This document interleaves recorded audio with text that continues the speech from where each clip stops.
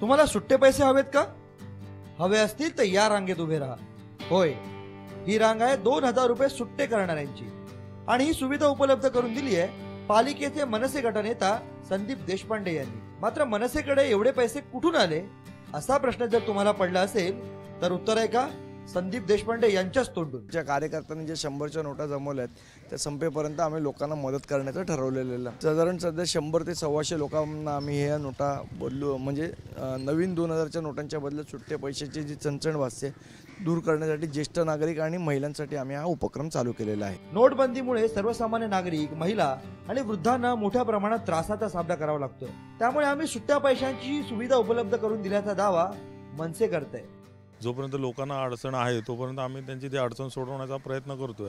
तुम्ही बघत असाल की एकाच रांगेमध्ये जरी सांगितलेलं असेल बँकांमध्ये की सिनियर सिटीजन्सना वेगळी लाईन लावा, महिलांसाठी वेगळी, पण ते एकाच रांगेमध्ये सगळेजण जात आहेत आणि त्यांना त्रास होतोय. तो मनसेने सुट्ट्या पैशाची सुविधा उपलब्ध करून दिल्यानं सर्वसामान्यांना मात्र थोडासा दिलासा मिळालाय.